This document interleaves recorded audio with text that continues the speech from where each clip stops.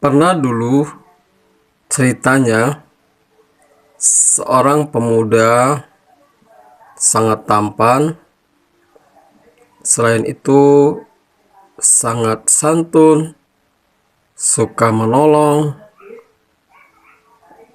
semua kebaikan-kebaikan itu ada pada dia.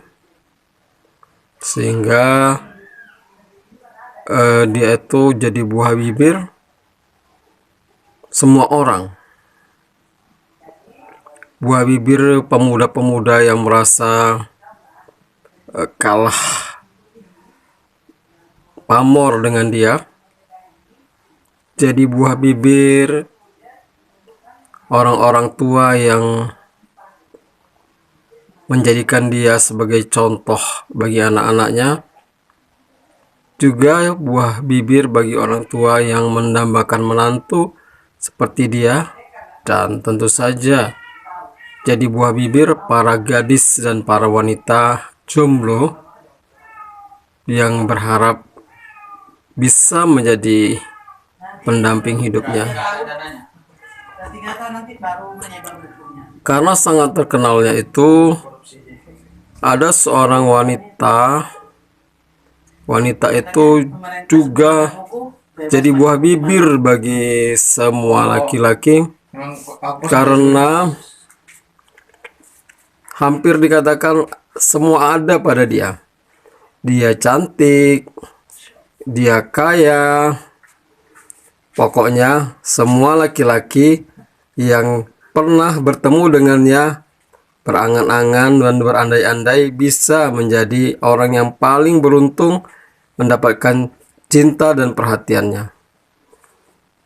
Dan si perempuan itu sayangnya adalah wanita yang kurang baik akhlak dan budi pekertinya.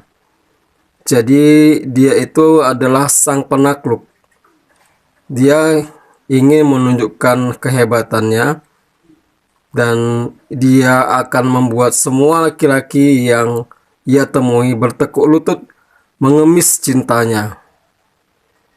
Dan ketika ia mendengar ada seorang pemuda yang jadi buah bibir oleh semua orang, maka ia pun ingin menguji pamornya, menguji kehebatannya pada pemuda itu. Lalu dia pun cari cara dan cari tahu di mana keberadaan pemuda itu. Dan akhirnya dengan gampang ia menemukan keberadaan pemuda itu, karena tidak ada seorang pun yang tidak mengenalnya. Pada saat itu si wanita melihat si pemuda sedang berada di pasar. Lalu dia pun dengan akal bulusnya mendekati pemuda itu. Dia menyangka seperti laki-laki lainnya yang jika melihat tatapan matanya dan senyumnya, maka otomatis pemuda itu akan kelepek-kelepek dan mengikuti kemanapun dia pergi. Dan seperti yang sudah-sudah, dia pun tebar pesona. Tapi betapa kecewanya ia tatkala pemuda itu malah menundukkan pandangan matanya dan tidak bergeming dari memandangi tanah. Hatinya sangat kesal. Belum pernah ia merasa kalah, dan ia kali ini merasa kalah sekaligus merasa terhina. Baiklah, kali ini aku kalah sama kamu, kata hatinya. Lalu dia pun hari-hari berikutnya terus melakukan upaya-upaya tersebut. Tetapi tetap saja pemuda itu tidak bergeming dari memandangi tanah dan tidak melirik satu lirikan pun kepadanya. Sekalipun ia kali ini telah mengeluarkan suara emasnya yang merayu-merayu, yang mendayu-dayu, yang syahdu, yang membuat laki-laki semua berkumpul mendekatinya, tapi tidak dengan pemuda itu. Wanita penakluk itu benar-benar emosi, kesabarannya telah habis. Maka dia pun mulai menyelidiki lebih jauh kebiasaan pemuda itu. Ternyata pemuda itu pada jam-jam tertentu melintasi rumahnya, entah kemana, tetapi ia tidak begitu ambil pusing kemana tujuan pemuda itu setiap harinya melintas di rumahnya. Kemudian ia pun menyusun strategi yang sangat licik Kemudian ia menugaskan semua para dayang-dayang di rumahnya untuk mengawasi dan menunggu lewatnya pemuda itu di depan rumah dia. Dan benar saja, seperti waktu-waktu yang biasa, pemuda itu pun melintas di depan rumah wanita penakluk itu.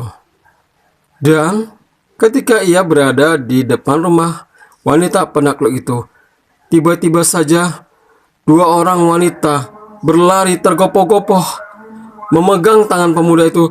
"Tolong kami, tolong kami, tolonglah kami." "Ada apa?" kata pemuda itu. "Entah, aku tidak tahu, tolonglah. Ini sangat penting, benar-benar genting, tolonglah." Ya gitu. Terus, "Di rumah tidak ada laki-laki seorang pun, kami sungguh tidak berani," katanya begitu. Dan pemuda itu memang seorang yang dermawan, seorangnya yang tidak tega membiarkan orang lain dalam kesusahan.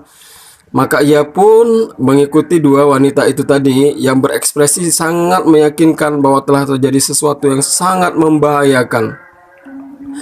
Dan ketika pria itu telah masuk ke dalam rumah, tiba-tiba saja pintu rumah dikunci. Cekrek. Dan ternyata wanita penakluk itu telah berada di dalam rumah itu. "Kamu sekarang ada di rumahku. Kamu mau menuruti yang ku mau, atau aku berteriak agar orang-orang tahu bahwa engkau telah diam-diam masuk ke rumahku ingin memperkosaku?" "Astagfirullahaladzim," kata pemuda itu. "Jadi apa yang kau inginkan? Kau turuti yang aku mau. Kau tahu kan? Kau laki-laki dewasa. Kau sudah seharusnya tahu apa yang kau kehendaki." Kemudian pemuda itu pun beristighfar dalam hatinya. "Astagfirullahaladzim, tolong aku ya Allah, selamatkan aku." Tiba-tiba saja dia seperti mendapatkan ide. Lalu ia berkata kepada wanita penakluk itu, "Baiklah," katanya gitu, "tapi aku perlu ke kamar kecil dulu. Aku ingin buang hajat." Dia katakan seperti itu. Wanita penakluk itu pun merasa sangat senang dan menang. "Memang aku ini penakluk sungguh hebat. Tidak ada yang tidak tekuk lutut di hadapanku. Apapun yang kuinginkan, pasti aku dapatkan." Begitu kira-kira isi hatinya. Dan dia pun tersenyum-senyum mempersilahkan pemuda itu masuk ke dalam kamar mandi. Di dalam kamar mandi, pemuda itu terus berdoa dan memohon petunjuk dari Allah. Apa kira-kira yang akan terjadi nanti sekiranya ia kalah dan takluk dengan wanita itu? Tiba-tiba saja pemuda itu merasa ingin buang hajat besar. Dan ia pun mengeluarkan hajatnya. Dan saat itu juga ia seperti mendapat ide yang gila. Tahu itu kira-kira apa?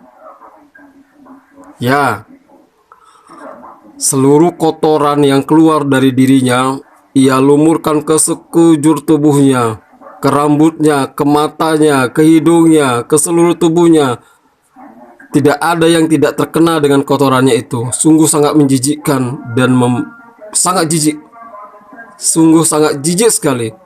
Dan setelah itu, pemuda itu pun keluar dari kamar mandi dan mengatakannya, "Are you ready?" Kira-kira begitu. Wanita itu sangat emosi dan marah dan sangat jijik. Dia seorang yang sangat bersih dan pembersih. "Kurang ajar kau, gila kau ya. Keluar kau, bangsat kau. Jijik aku lihat kau. Pergi kau." Dia katakan seperti itu sambil melempari apa yang ada di dekat dengannya. Lalu wanita penakluk itu pun menyuruh kedua pembantunya itu, "Bukakan pintu brengsek ini, kurang ajar, jahanam. Keluar kau." Dia bilang begitu, berteriak histeris. Dan laki-laki itu pun terburu-buru dan tergesa-gesa berlari sekencang-kencangnya meninggalkan rumah itu. Dan begitulah kalau dia sangat beruntung dan sangat mensyukuri nikmat dan tidak memanfaatkan nikmat yang ada pada dirinya itu untuk sesuatu yang sesaat dan akhirnya akan disesali. Dan ia pun, pemuda itu, kian harumlah namanya setelah kejadian itu, karena pemuda itu terus berlari dengan wajah yang berlumuran najis dan kotoran, sehingga orang-orang ramai mengetahuinya, dan orang-orang pun menduga-duga dan menerka-nerka apa yang telah terjadi, sebab mereka pun mendengar teriakan dari wanita penakluk itu. Maka namanya kian harum, kian wangi, dan hal itu membuat seorang raja terpikat dan terpesona pada kebaikan dan keimanan pemuda itu, lalu memintanya untuk menikahi anak gadisnya, yang kemudian kelak pemuda itu mewarisi tahta kerajaan sang raja.